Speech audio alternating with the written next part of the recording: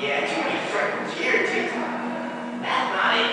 Oh, yeah? Yeah. That son of a bitch let me fuck the girl in that nose hospital. It's a goddamn lie. Sure it is. He can't fuck. He can fucking lie. I got to use fire. I don't mind seeing that kind of move from a guy with freckles. We gotta get him, man. Why not?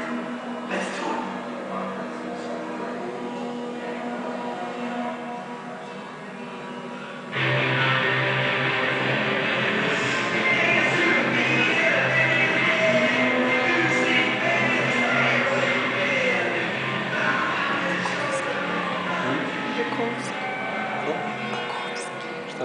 Hey, look who's playing with himself. Jimmy caught the ball and bounced and turned to us. Hi, fellas. He surrounded him. Fuck, did you go to the house naked? No. How come? Oh, I don't know. I don't think you fucked anybody. Yourself. I'm new inside now. My mother asked me to wash the dishes.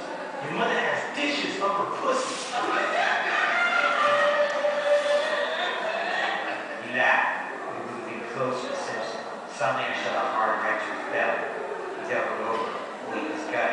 He stayed that way for half a minute and straightened out. My dad will be home in time. Hey, Dad? Your dad fucked the girls in her house too? No.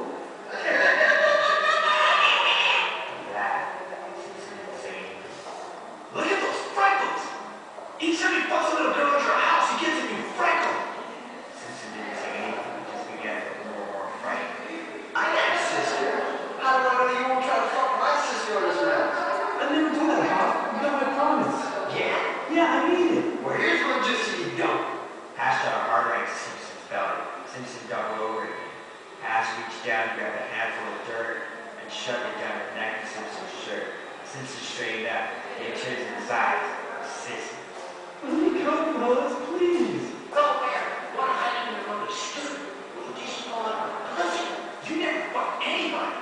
You don't even have a dick. You miss out of your ear. If I ever see you look like sister, you're gonna get a beating so bad, you'll be just one big freckle. Just let me go, please. I felt like I let him go. Maybe he hadn't fucked anybody. Maybe he'd just been daydreaming. But I was a young leader, and I couldn't show him these things. Get some with us. No. Oh, my ass. You're coming with us now. I walked around behind him and kicked him in the butt hard and screamed, "Ah! Shut up! Shut up! It'll get worse. Now, march!" We walked him up the driveway and across the lawn. Get down my driveway into my backyard. Now stand straight. Hands at your side to the locator. All those think this man's guilty. So I ain't fucking little girl. They're my house. You know what I'm saying? Guilty! Guilty! Guilty! Simpson, you're judged guilty. The tears were really coming out of Simpson then. I didn't do anything. That's what you're guilty of. Lying. But you guys lie all the time. Not about fucking. I thought you lied on both. That's where I learned it from. Corporal, gag the prisoner, and tired of his fucking lies. Yes, sir. Hash ran at the clothesline. He found a handkerchief and a dish towel. While we held Simpson, he jammed the handkerchief into his mouth and then tied the dish towel over his mouth. Simpson made some gagging sounds and changed colors. You think he can breathe? He can breathe through his nose. Yeah! What do we do now? The prisoner's guilty. Yeah? Well, as judge, I sense to be quite a Simpson made some sounds. Yeah. His eyes were big. I ran to the garage and out his road. There was a length of an 80 coil on a large spike on the garage wall. I had no idea why my father had the coil. He never used it as far as I knew. Now I can put it to use. I walked out on the road. Simpson started to run. Hash was right behind him. He made a flying tackle and brought him to the ground. He spun Simpson over and began punching him in the face. I ran up and slammed Hash hard across the face at the end of the road. He stopped punching. He looked up at me. "You son of a bitch! I'll kick your goddamn ass!" As the judge, my verdict was that this man was hanged. So we'll be releasing the prisoner. You son of a bitch! I'll kick your goddamn ass good! First, then! You damn right we will! The prisoner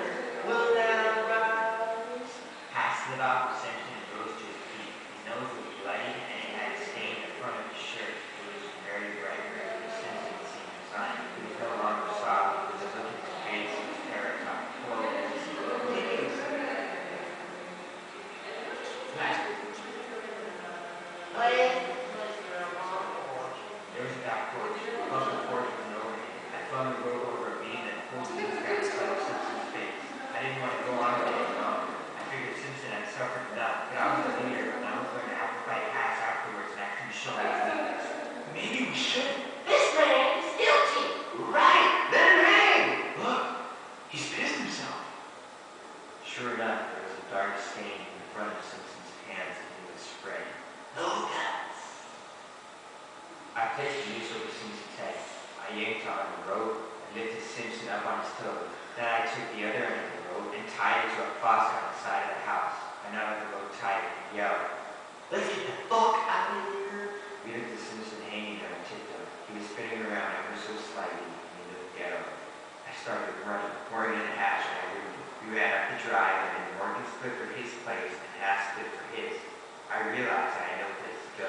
Haas, I thought, you forgot about the fight or you didn't watch it. I stood on the sidewalk for a minute or so. Then I ran back into the yard again. Simpson was still spinning ever so slightly. We had forgotten to tie his hands. His hands were up trying to take the pressure off his neck, but his hands were slipping. I ran over the faucet and untied the rope and let it go. Simpson hit the porch and tumbled forward onto the lawn. He was face down. I turned him over and untied the gag. He looked bad. He looked as if he might die. I leaned over him. Listen, you son of a bitch. Don't die. I don't want to kill you, really. If you die, I'm sorry. But if you don't die, and if you tell anyone, your ass is dead for sure. You got it. Simpson didn't answer. He just looked at me. He looked terrible. His face was purple and he had rope burns on his neck. I got up. I looked at him for a while. He didn't move. It looked bad. I felt faint and I got myself together and held deeply and walked up the driveway. It was about 4 in the afternoon. I began walking. I walked down to the boulevard and then I kept walking. I had thoughts. I felt as if my life was over. Simpson had always been a loner. Probably lonely. He never mixed with us other guys. He was strange that way. Maybe that's what bothered us about him. That there was something nice about him anyhow. I felt as if I had done something very bad, yet in another way I didn't. Mostly, I just had this vacant feeling and it was centered in my stomach. I walked, then I walked. I walked down to the highway and back. My shoes really hurt my feet. My parents always bought me cheap shoes. They looked good for maybe a week or so.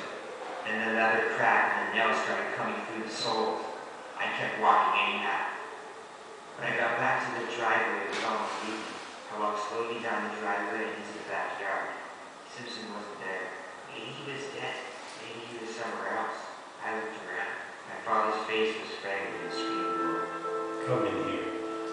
Porch steps and passed me. Your mother isn't home yet, and that's good. Go to the bedroom. I want to have a little talk with you. I walked into the bedroom and sat on the edge of the bed and looked down at my cheap shoes. My father was a big man, 6'2" and 1/2. He had a big head and eyes that hung there with bushy eyebrows. His lips were thick and he had big ears. He was mean without even trying. Where you been? What? Walking. Why? I like what? Since when? Since the rain. There was a long silence and he spoke again. What happened in our backyard today? Is he dead? Who? I want him not to talk. If you talk, he'll know. No, he's not dead. And his parents were going to call the police. I had to talk to them a long time in order to get them not to do that. If they had called the police, it would have killed your mother. Do you know that? I didn't answer. It would have killed your mother. Do you know that? I didn't answer. I had to pay them to be quiet. Plus, I'm going to have to pay the medical bills. I'm going to give you the feeding of your life. I'm going to cure you